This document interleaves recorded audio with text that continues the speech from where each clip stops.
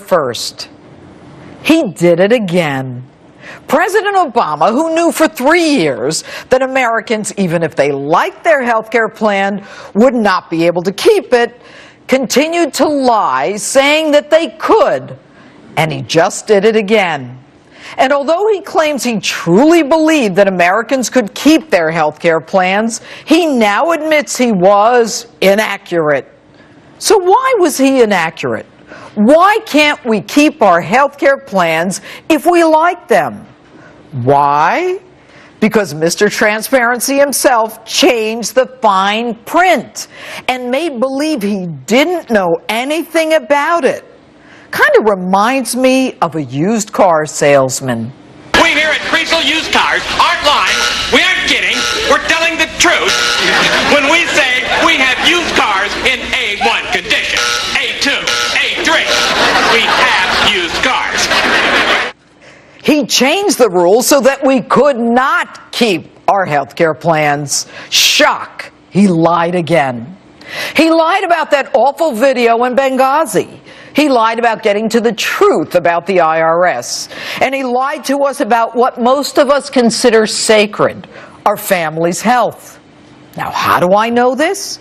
I know it because his own Justice Department in legal papers filed in federal court admitted that most health plans would lose their grandfather status by the end of 2013. So, Mr. President, we finally know where you draw the line on lies. Lie to the American people? No problem. Lie to Congress? No problem. Lie to an oversight committee? Not a problem.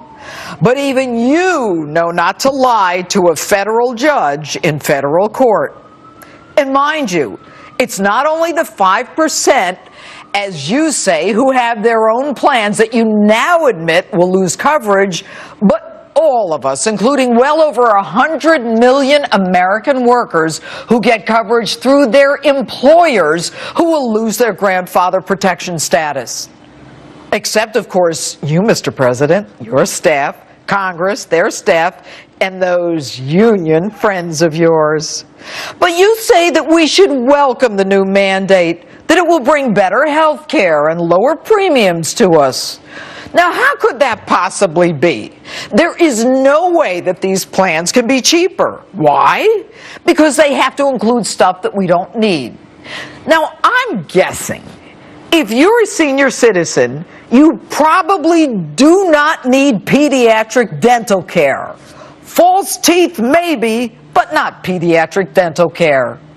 And I'm guessing that if you're a gay man, you probably don't need labor room and delivery benefits.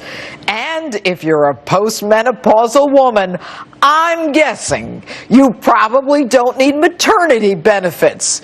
Maybe a few fans or air conditioners, but not maternity benefits. And the depths that you, Mr. President, went through to perpetuate this lie is only outdone by the ineptitude of your administration to even make good on your signature legislation. Now, what do I mean by that? How do you spend more than $600 million on a website that doesn't work? Why do you hire a Canadian company that even Canada fired with a French name that nobody can pronounce through a no-bid contract? Why would you even go out of the United States, the home of Amazon and Google, and hire a foreign company? And this week, we find out that your own FBI has been investigating one of your website contractors for fraud. The same contractor repeatedly written up in trade journals and exposés for lowballing bids to win contracts, only to have the final cost balloon exponentially. But I'll bet you're going to get to the bottom of this and you're going to hold people accountable. But why would I believe that, since you permitted navigators with criminal convictions to gather our personal, private information to put on a website that doesn't work? Why would you do this? Why lie about something that you know will ultimately be exposed as blatantly untrue? Why lie about a video in Benghazi? Why lie about your IRS targeting your political opponents? Why? So that you, Mr. President, can win an election. This week, an ABC Washington Post poll found that had the healthcare lie been exposed before November 2012, Romney would have won the election 49% to 45%. And Benghazi? Of course, you had to say it was a video. If you admitted that you knew al-Qaeda had killed 4 Americans, then I guess your Osama bin Laden narrative wouldn't have been so compelling. And if the IRS hadn't targeted your political enemies during your election, which, by the way, was pretty close, we might also have had a completely different result. So now that you've been forced to admit the lie, even your own party is panicked. They are scared. The sycophants who touted your health care bill, including Senator Mary Landrieu, Congressman Nick Rahall, they're jumping ship. What to do going forward?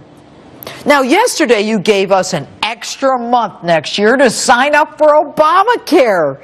You say it's good news for consumers because we'll have more time to learn about the plans before enrolling. You know, my dad, rest in peace, always told me there are 2 reasons for doing things: a good reason and the real reason. The real reason? The 1 month would move the start of the 2015 enrollment and the inevitable increase in premiums to after the 2014 midterm elections. Now, isn't that special? Mr. President, with all due respect, you have done nothing but pull the wool over Americans' eyes in your relentless pursuit of power.